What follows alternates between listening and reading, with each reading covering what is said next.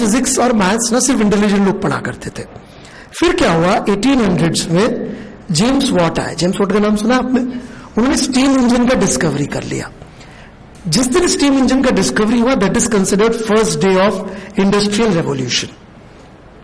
अब industrial revolution हो गया तो मशीनों को सही करने वाले, ट्रेन का इंजन चलाने वाले लोग चाहिए थे।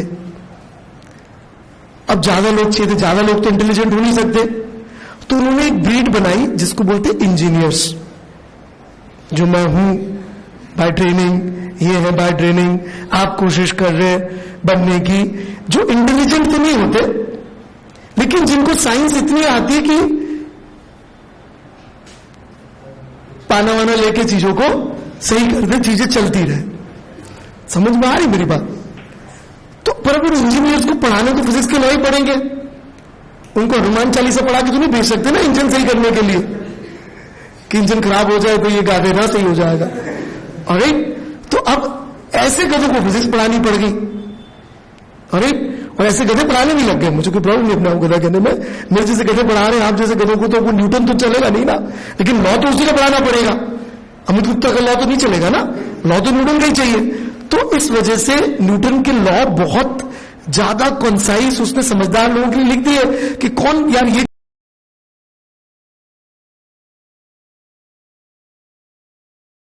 तो कोई होगा नहीं ना न्यूटन की किताब पढ़ने वाला, नहीं समझ में बात। उसको थोड़ी मालूम था कि एक दिन इंडस्ट्रियल रेवोल्यूशन होगा और दुनिया में सब गधे एक न एक बार जीवन में जरूर मेरा नाम सुनेंगे ही सही, मेरे लॉ पढ़ेंगे ही सही।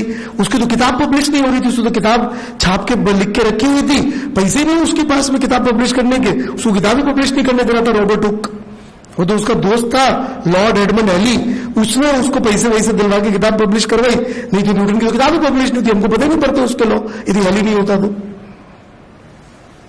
समझ में आ रही बात? तो ये सोच के जो लिख रहा था एक दिन अनुरूप आएगा, अनुरूप नौशकार बंगाल में, और वो मेरे लॉ पढ़ेगा तो मैं थोड़ा बंगाली में भी लिख दूं कि उसको इजीली समझ में आ जाए, ऐसे थोड़ी सोचेगा न्यूटन, राइट?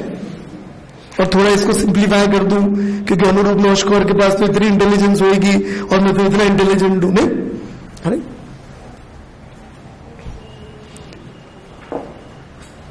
है ना? तो इंजीनियर्स की एकाएक जरूरत बहुत ज्यादा बढ़ गई, हुआ ये, है ना? नहीं तो ये लॉ अपने लिए नहीं है, ये समझदार लोगों के लिए, पढ़े लिखे लोगों के लिए।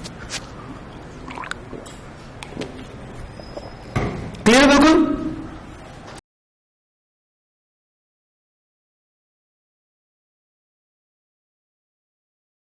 लॉ कभी नहीं लिखना है, got it? Third law, Newton third law क्या होता है? इनसे पूछो, बोलूंगा एक्शन रिएक्शन वाला सर, लॉ नहीं बताएंगे, एक्शन रिएक्शन वाला। अरे ऐसा तो सब्जी खरीदने जा रहे हो, अरे हाँ भाई, ऑलराइट, ये न्यूटन ने दिया था law, for every action there is equal opposite reaction. आपके लिए, समझदार लोगों के लिए, समझदार लोगों के लिए, ओके? आपके लिए मैं बता रहा हूं, वो लिख लीजिए। Alright? If body A applies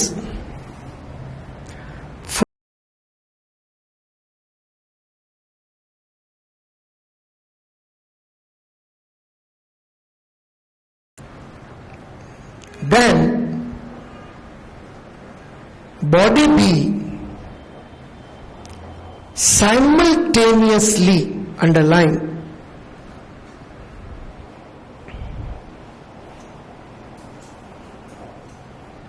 applies force minus F vector of similar nature on body A.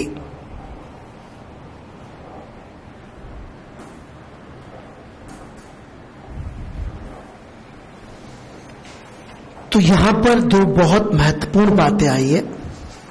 पहला, simultaneous. Word simultaneous action reaction word का दुश्मन है। क्यों? क्योंकि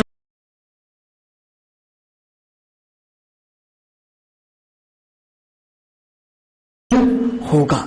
जैसे कि हम आज एक्शन कर रहे हैं कि पढ़ाई कर रहे हैं, इस रिएक्शन की उम्मीद में कि कोई अमीर कंपनी वाला मेरे को 2-4 रुपए दे देगा, नौकरी दे देगा और मेरे की जिंदगी निकल जाएगी आगे, राइट है, इसीलिए पढ़ रहे ना।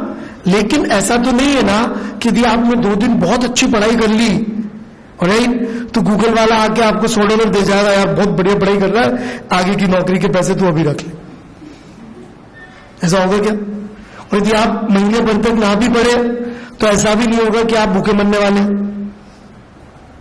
आप बुरा काम कर रहे हैं, लेकिन क्या उसका रिएक्शन आपको आज मिल रहा है? नहीं, you don't get reaction immediately. So word action reaction is not a very good idea as far as law is considered. Action reaction बहुत अच्छे words नहीं है, they are actually confusing. So my advice is not to go for word action and reaction, क्योंकि दोनों forces simultaneous लगते हैं। Action reaction सुन के लगता है पहले एक लगा फिर दूसरा लगा, एक कॉज है एक अफेक्ट है, जबकि ऐसा नहीं है। इसलिए action reaction are not good words as far as people like us are considered. समझ में आ रही है मेरी बात?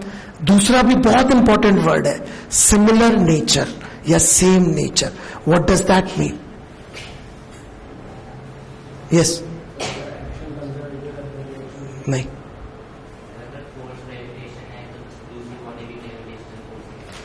और इलेक्ट्रो है तो इलेक्ट्रो लगाएगी। Okay, half true, not full true. Full true is normal का थर्ड लॉ पेयर नॉर्मल ही होगा, टेंशन नहीं होगा। टेंशन का थर्ड लॉ पेयर टेंशन होगा, फ्रिक्शन का थर्ड लॉ पेयर फ्रिक्शन होगा, ग्रेविटेशनल पुल का ग्रेविटेशनल पुल होगा।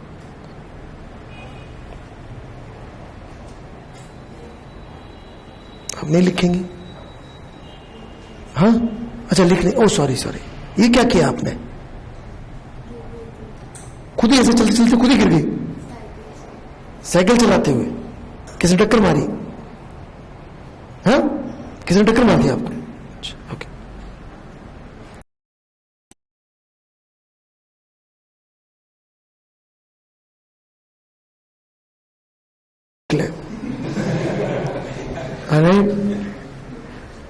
है ना? सड़क पर जितने भी लोग हैं क्या है ये?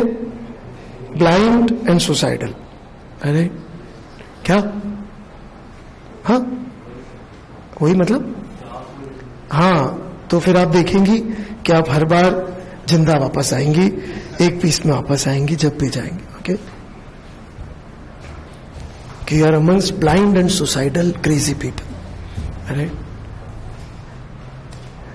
समझ में आ रही मेरी बात? ये ब्लाइंड और सुसाइडल वाली नहीं, थर्ड लॉ वाली, कि फोर्सेस हमेशा सेम नेचर के होंगे। नॉर्मल का थर्ड लॉ पेयर नॉर्मल हो सकता है, टेंशन नहीं हो सकता, फ्रिक्शन नहीं हो सकता, ग्रेविटी तो बिल्कुल नहीं हो सकता, कोई भी चीज नहीं हो सकती, उसका थर्ड लॉ पेयर सिर्फ वो ही टाइप का फोर्स होगा। ओके, अच्छा, इसमें एक चीज वैसे तो छुपी छुपाई है, लेकिन फिर भी बोल दूं, एक्शन रिएक्शन सेम बॉडी पे नहीं लग रहे, दो अलग अलग बॉडी पे लग रहे हैं। साफ साफ दिख रहा है कि नहीं दिख रहा है?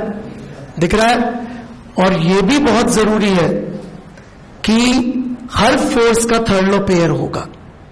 उसमें लिखा है इफ अ बॉडी अप्लाइज, इसका मतलब एक बॉडी फोर्स लगा रही है तो उस फोर्स का थर्ड लॉ पेयर हमेशा होगा।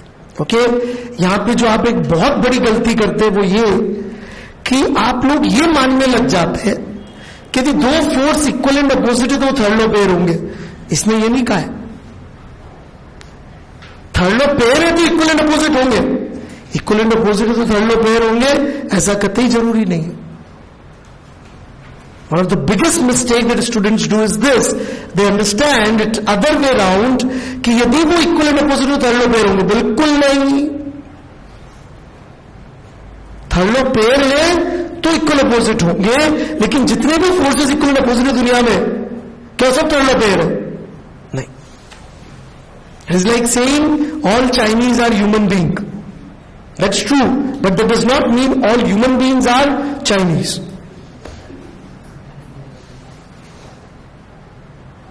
अब चाइनीज है पक्का? अरे नहीं, सिर्फ इतने से नहीं होता, ऑलराइट, छिपकली वगैरह भी खानी पड़ती है, सांप, ऑलराइट, मेंढक,